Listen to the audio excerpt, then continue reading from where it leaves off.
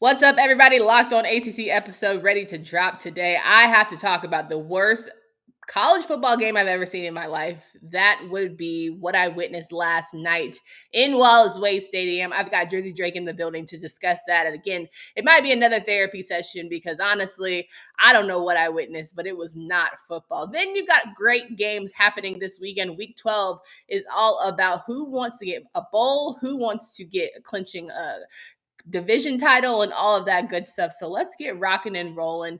Drizzy Drake, we got some good ones coming down the hatch.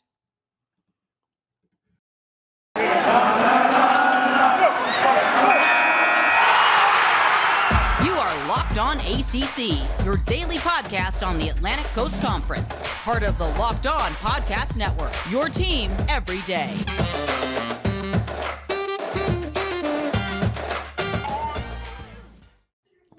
What's going on, everybody? Drizzy Drake, Locked On Seminoles in the building. This episode of Locked On ACC is brought to you by McDonald's, proudly serving communities since 1965. McDonald's has always been more than just a place to get tasty, affordable food. It's a place where families and friends from the community can come together. A big thank you to our friends at McDonald's for always being there, and quite frankly, I'm loving it. Drizzy Drake, thank you so much for joining me, taking the time once again. I hope you had a great weekend.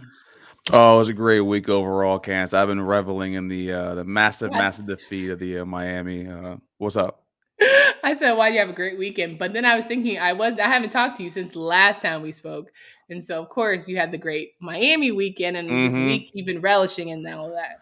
Oh, y'all! I mean, I'm in the South Florida area. I'm not gonna lie to you. I have been pillaging the region of all the bars down here. I think I celebrated that win from when kickoff ended, like when the game ended at 7 until I think brunch the next day on Sunday. So trust me, it's been a good weekend. It's a good week overall. So Were you super happy and relieved over that win? You just knew it was going to happen, but it had to happen close.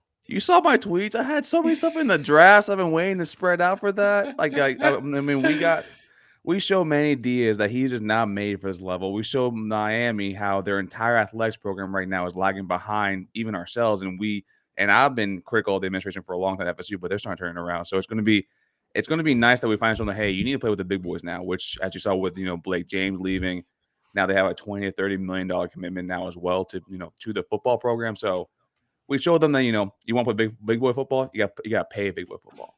Yeah, I was going to ask you your thoughts on Blake James because I think we kind of alluded to that being a necessary thing to happen, but more so Manny and whether his state of affairs, whether he'll be good to go job-wise. No. And I say that mainly because you can't let up 31 points to this Florida State team, primarily because our offense is a lot better. Mike Norvell's offensive-minded head coach, but you had that game in hand, like Tyler Van Dimes or Tyler Van Spike, whoever you want to call him now, whichever one wants to trademark now. I'm joking. That kid, he played phenomenal. And he has no reason to hang his head about that game. He kept them in that. I'm not going to lie to you. I'm a little scared of playing for the next few years to come because he's going to be a very damn good QB. And he showed that on Saturday. But yeah. Manny, your bread and butter is defense. And you allow us to put 31 on your ass. Like, you need to figure something out. Red Lashley, to me, I think should have been – he might be the interim head coach in waiting because with Blake James now gone, Blake James was kind of his last line of defense. Manny might survive to next year, but personally, from what I'm hearing, I definitely see Lane Kiffin probably making a trip down there, and that will be kind of interesting. I'm going to lie to you. Well, Lane Kiffin certainly indeed is a name to keep our eyes out on. But we talk about athletic directors, and I know we have mentioned behind the scenes about Nina King at Duke University, who's going to have some big decisions after last night's game. Duke played Louisville and Wallace Wade and got dropped 62-22. It was not even gonna hold y'all, the worst football game I have ever witnessed in my entire life. And I'm saying it's not because Duke doesn't have the talent. When I say they cannot get in that end zone, they are the best 80-yard team I have ever seen on paper. But when it comes to delivering and finishing the job, absolute worst. It was just so heartbreaking because again, as a former college athlete, the work people put in to do well, but it just is not delivering. Some stuff, X's and O's, don't have the horse in the stable, fine. But other things, I'm like, whether it's decision-making or trying to get it done, there's just no emotion from the team. I've never seen a team just flat. Like something bad happens, it's kind of like, here we are. Here we go again. And when the numbers just start rolling, it's 35, it's 48. 56. How do you motivate a team? And seeing Coach Cutcliffe, his face is just, hanging low, long faced. How do you get guys to be positive? And Malik Cunningham, 300 passing yards, 200 rushing yards, most from any player in school history in a single game. Absolute stud. He made the Duke Blue Devils look silly all night long.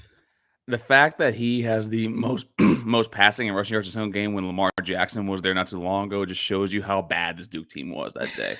and when you say about the emotion about the team, typically that trickles down from the head coach, right? From Cutcliffe. We saw that a lot at Florida State where Taggart, I defended them a lot for a lot of things. One of the things that I did notice there that whenever we went down or we were, lagging behind, they would always pan him on the sideline. He looked very not dejected. He's more like, oh no, we're losing. What do we do? And you saw that with the rest of the team. So that trickles down from your head coach in general. And I mean, I've been saying all year that Coach Cutcliffe is not long for this game anymore. I mean, it's passed him by. He's been there for a long time. I think he, in my personal opinion, kind of coasted off being the Manning's head coach Manning's quarterbacks coach at Tennessee for a very long time. So to me, now they're like limping to the finish line because they need the season to be over, and they need to bring someone like new, maybe a Will Hilly for Charlotte, but we'll see. Yeah, listen, Coach Cut, obviously, if he doesn't do anything better than for the team, he should retire after the Miami game. But if you listen to the post game, and as much as we assume players are dialed out, tapped out, Jake Bobo, the tight end, wide receiver, whatever you want to call him, depending on size, played great game. Captain of the team, absolutely gets on the podium and is delivering this speech that made me feel like, whoo, I get it. Like, again, being that former athlete, he said, we have the pieces. It just doesn't come together. I don't have an answer for you. That was the part, right? I don't have an answer for you for why it's not happening. But when talking about Coach Cut, and someone was asking him essentially, like, do you think it's his fault? Completely shut it down, 100% behind this man, would run through a brick wall for him, all of that good stuff. So I personally believe Jake. I don't know if I believe if you did a poll to everybody in the room, but I could honestly say you could feel him want this win, like coming up against Miami, their last game of the season for Coach. Yeah, but also I didn't play sports at a high level college like you did, but I know that's probably might be why he's the captain, because he's the barrier between, not the barrier, the bridge between the head coach and the players. Just because I think he shares that doesn't mean it's the majority of the locker room, because like you said, you were there. You saw them be dejected, not responding. They let up Malik Cunningham literally be Lamar Jackson 2.0.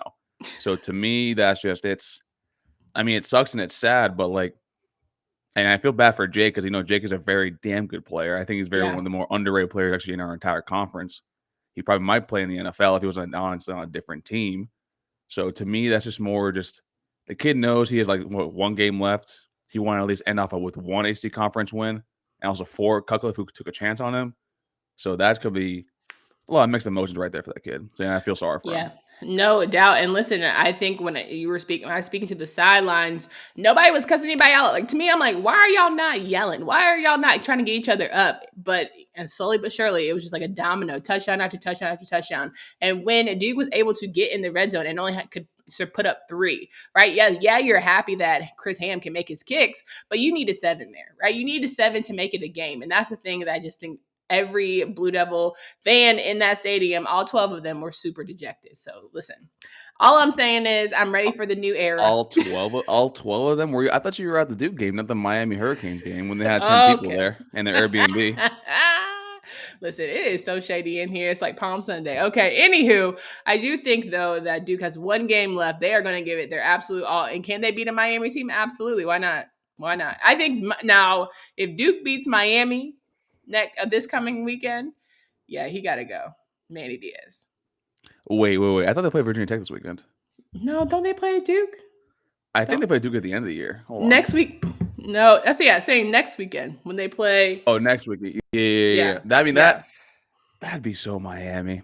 Because and I say that because actually, if you look historically at the two teams, whenever FSU and Miami play, when FSU loses to them, next they have a tendency to bounce back a little bit, but not as strong because they still have Florida at the end of the year. And we always play them the end of October. Miami, for some reason, we're their Super Bowl. If they lose the game to us, they don't give a damn about the rest of their schedule.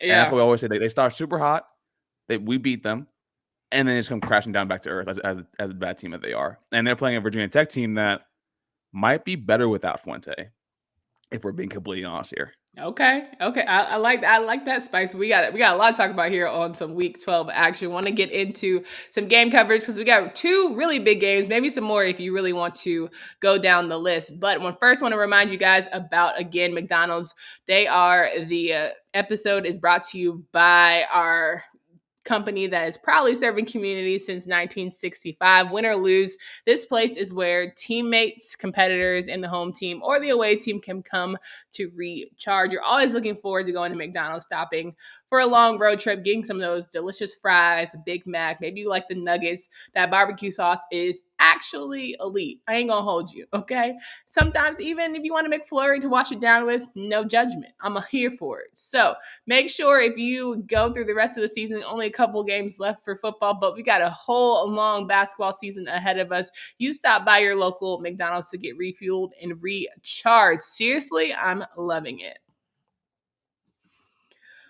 Drizzy Drake in the building, Locked On Seminoles host. In Week 12, we have got your best bets. Not only that, but some great matchups. We mentioned Duke and Louisville game going down 62-22.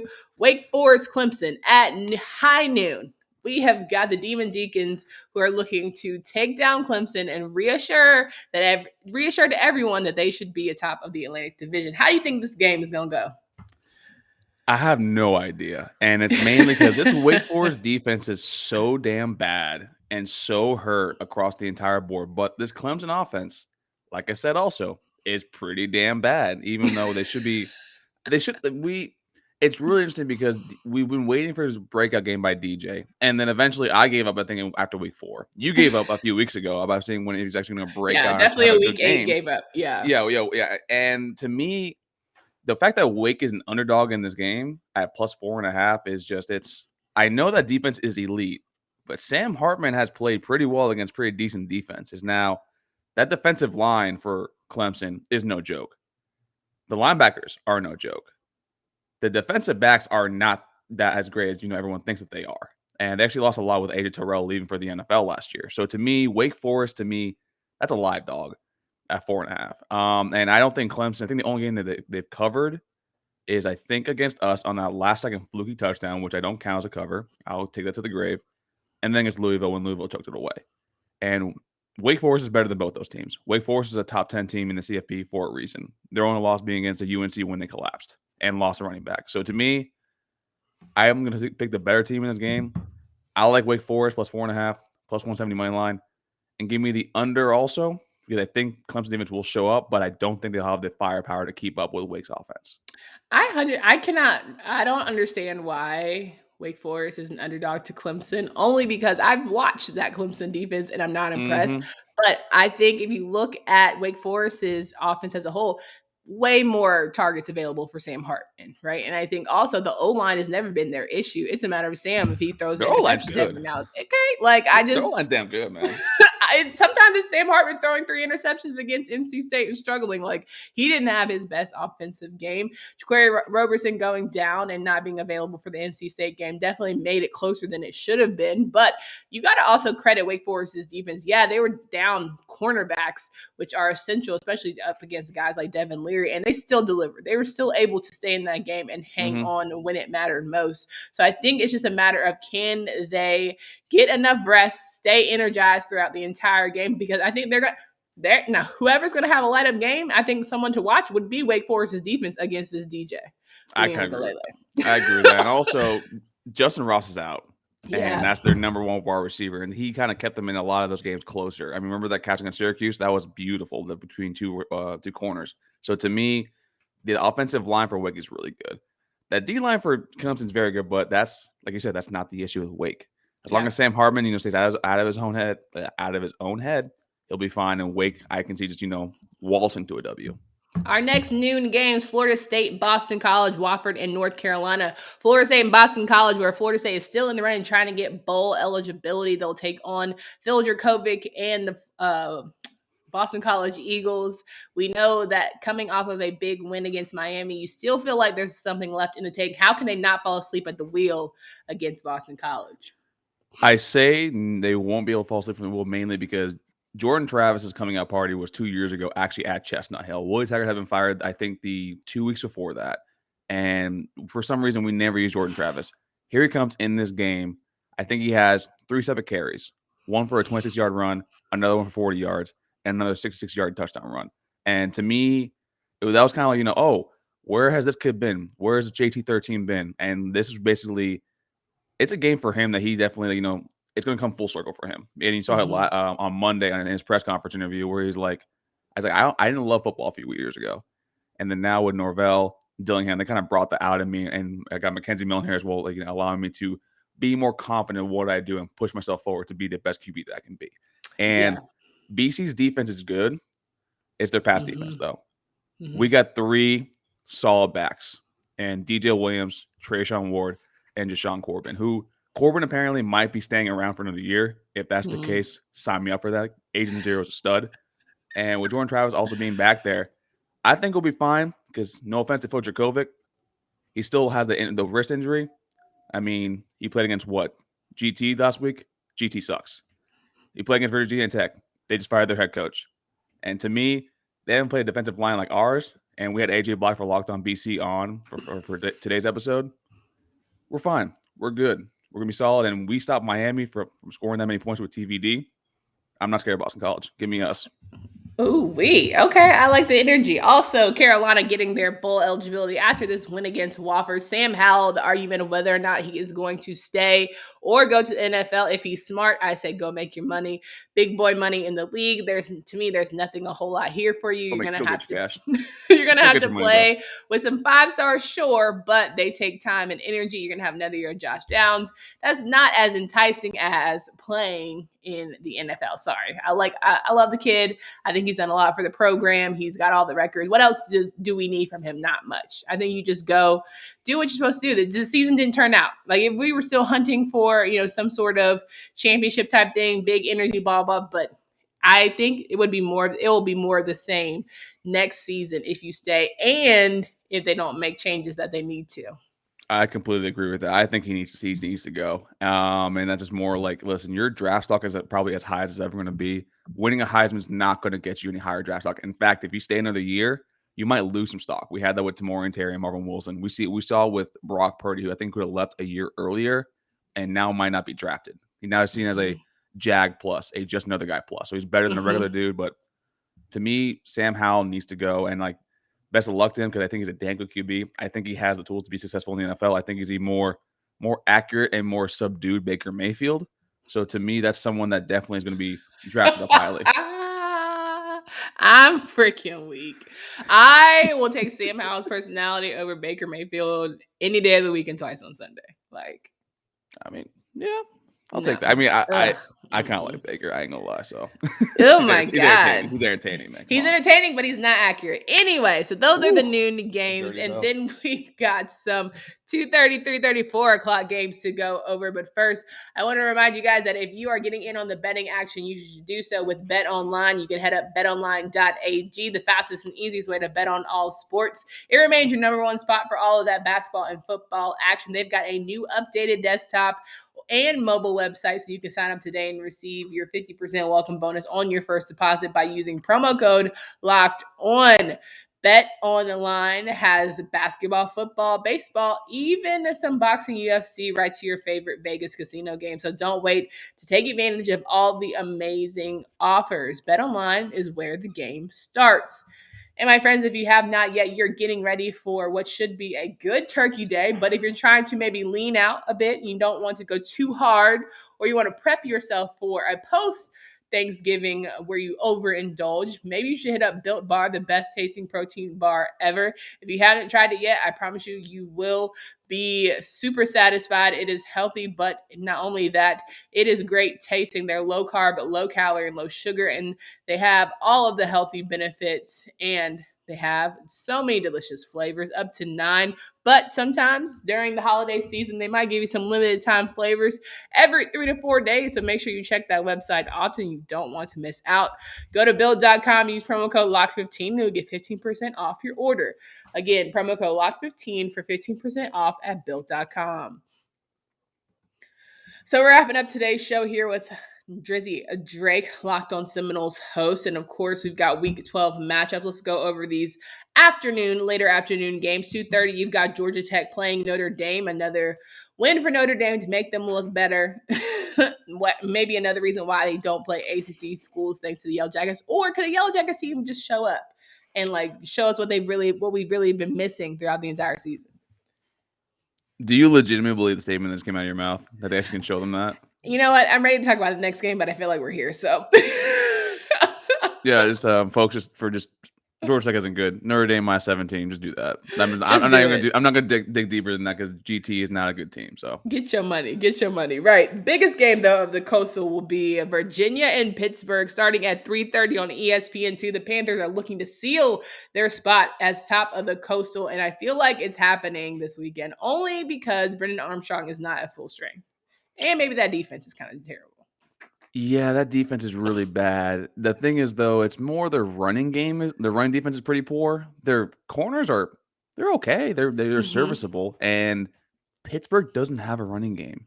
That's the one thing that is kind of they're not able to salt away games, and that caused them losses against Western Michigan and Miami as well. Virginia, Brennan Armstrong, I like him a lot. I do think he'll bring a different X factor to this game, but like you said, his rib injury, he's still not 100%, and throwing with the rib sucks. Like it's painful, and it's going to be cold too as well. But the thing is, though, Pat Narduzzi, I know when he's a when he's a 2-touchdown favorite at any game, I think he's like 3-12 against the spread, and he's lost outright games a lot. And the last time that happened was against Western Michigan earlier on in the year.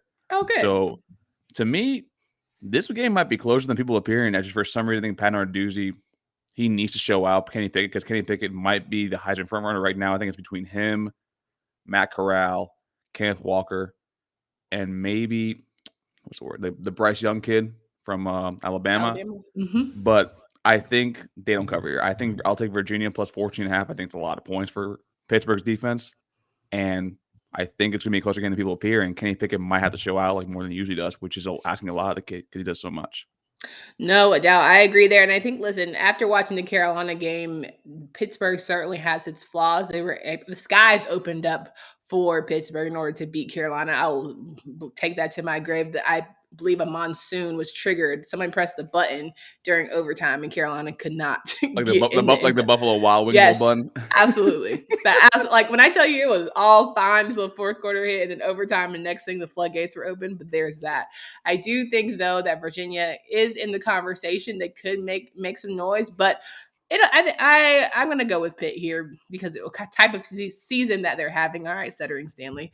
Type of season that they're having. But my game here is Syracuse, NC State. Can NC State shake out the loss of Wake Forest at 4 o'clock on ACC Network playing the Orange Men? The Orange Men looking for potential bowl eligibility, which I know none of us really thought was going to happen for them this season. I don't know. Maybe you did, but I didn't, mainly because I thought if Syracuse makes a bowl game, that keeps Dino Babers' job. And I thought that he was kind of dead to rights for a little bit, but then he beat Liberty. He came really close against us, and then he wins some games that he's not supposed to. But I think NC State wins the game. I think Syracuse covers. I just think that NC State kind of has a really bad taste in their mouth. And I know that Dave Doran had that infamous, we don't get as much respect as we should around here. I don't know what's up with y'all's North Carolina head coaches outside Dave Clawson saying that nonsense about us media members. But to me, this is a game that, is going to be very important to, I think it's senior day, right? Isn't that? So I think for people like Devin Leary, Corey Dern, and Mecca Mezzi, Thayer Thomas, it's really important for them to actually show up for the last game out there. I mean, we saw how Jermaine Johnson literally became J.J. Watt the other day on his senior day with 7 tackles, 5 tackles for loss, 3 sacks, and the 4th fumble. So to me, I'd expect the same from this defense because their run defense is very good. All Syracuse really has is Sean Tucker and it's somewhat mobile Garrett Schrader. So give me Syracuse to cover plus 11, but NC State for the win. Final game of the night, Virginia Tech in Miami. Both teams looking to get bowl eligibility with this one. And I think the Hokies might, like you said, do a lot better without Fuente. They might be undone. It'll be very interesting to see how teams – I hate when people get fired in the middle or towards the end, if not the absolute end season, because it's just kind of like you leave kids hanging, however you call it, however you slice it. You do leave children hanging. They're trying to look for their leader, and they're nowhere to be found. And this could be the last couple games for Manny Diaz if we're keeping it a band. So how important is this game for these two teams? It is extremely important for these two teams. First off, you got Miami, who's reeling now, who had very close wins over before they played Florida State and got their teeth stomped and Doak. And then we had the Virginia Tech team where, like I said, I think they'll be better without Fuente. Like I kind of agree with you there. Like firing a head coach in the middle of the year is really poor to leave some of these kids hanging. But I think you look towards the staff, and typically you have a staff member for interim that is picked with the players. We had Odell Higgins come up, and everyone loves Odell. And actually probably exemplified more of what it means to be a Seminole, actually when Tiger got fired. And to me, Virginia Tech will probably do the same damn thing because this is a Miami team reeling that if you looked at Manny Diaz in his press conference, that man knows he's fired.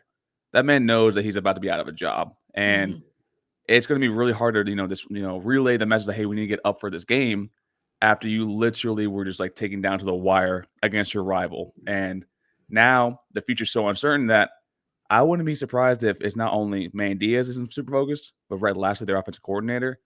Give me Virginia Tech plus 7.5. Miami, I think, is the more talented team, but they're also going to be the more undisciplined team. They're on pace for 415 penalty yards after the first drive against us.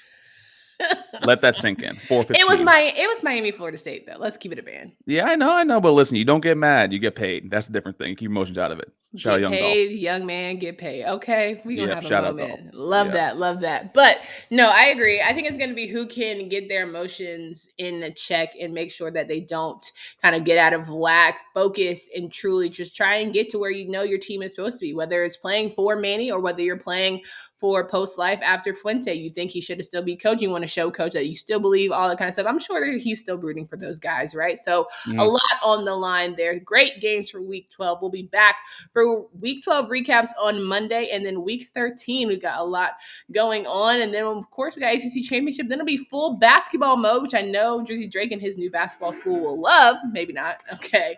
And there. But Drizzy, it's always a pleasure to have you on the show. Can you please remind folks of where they can find you, follow your work? In reference to the basketball comment, we have to let little brother win sometimes. It's been 8 years for Florida. But you can follow me at Tally__Drake. You can follow the podcast at LO_Seminoles. You also can follow us at Knowles Anonymous. That's our community. That's our Discord. That's where we get our DMs for fan questions and interaction. And we're fans first, people second, content creators third. And let's go Knowles, baby. Let's get that dub. Love it. All right, guys, come back tomorrow.